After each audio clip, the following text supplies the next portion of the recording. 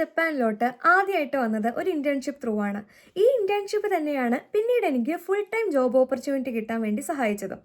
അതുകൊണ്ട് തന്നെ ഒരുപാട് പേര് പ്രധാനമായിട്ടും എന്നോട് ചോദിക്കുന്ന ഒരു ചോദ്യമാണ് ജപ്പാനിൽ ഇന്റേൺഷിപ്പുകൾക്ക് എപ്പോഴാണ് അപ്ലൈ ചെയ്യേണ്ടതെന്ന്. അങ്ങനെയുള്ളവർ പ്രധാനമായിട്ടും അറിഞ്ഞിരിക്കേണ്ട ഒരു കാര്യമാണ് ജപ്പാനിൽ പ്രധാനമായിട്ട് 2 ടൈമിലാണ് ഇന്റേൺഷിപ്പുകൾ നടക്കാറുള്ളത്. ഒന്ന് സമ്മർ ഇന്റേൺഷിപ്പും ഒന്ന് വിന്റർ ഇന്റേൺഷിപ്പും. ഈ സമ്മർ ഇന്റേൺഷിപ്പ് നടക്കുന്നത് ഒരു ഓഗസ്റ്റ് സെപ്റ്റംബർ ടൈം പീരീഡിലാണെങ്കിലും അപ്ലൈ ചെയ്യേണ്ടത് ഒരു മാർച്ച് ഏപ്രിൽ ടൈം പീരീഡിലായിരിക്കും. ഇനി ഈ ഒരു സമ്മർ ഇന്റേൺഷിപ്പിന് മെയിൻലി ആപ്ലിക്കേഷൻ ഇൻവൈറ്റ് ചെയ്യുന്ന കമ്പനീസാണ് രാക്കുത്തൻ, സോണി, പേപേ, മെർക്കരി എന്ന് തുടങ്ങിയിട്ടുള്ള പ്രമുഖ ജാപ്പനീസ് കമ്പനീസ്. ഇനി വിന്റർ ഇന്റേൺഷിപ്പുകളാണെന്നുണ്ടെങ്കിൽ നടക്കുന്നത് ഒരു ഫെബ്രുവരി മാർച്ച് പീരീഡിലാണെങ്കിലും ആപ്ലിക്കേഷൻ കൊടുക്കേണ്ടത് ഒരു ഒക്ടോബർ ടു ഡിസംബർ ടൈം പീരീഡാണ്.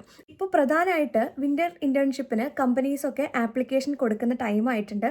അപ്പോൾ ആപ്ലിക്കേഷൻ കൊടുക്കാൻ ആഗ്രഹിക്കുന്നവർ വളരെയധികം ശ്രദ്ധിച്ച് ഈ ഒരു ടൈം പീരീഡ് മാക്സിമം യൂട്ടിലൈസ് ചെയ്യുക. പിന്നെ വേറൊരു കാര്യം അറിഞ്ഞിരിക്കേണ്ടത്, ചില കമ്പനീസ് ജപ്പാനിൽ ചില Japanese companies year around scholarship അല്ലെങ്കിൽ ഇന്റേൺഷിപ്സിന് വേണ്ടിയിട്ട് ആപ്ലിക്കേഷൻ ഇൻവൈറ്റ് ചെയ്യാറുണ്ട്.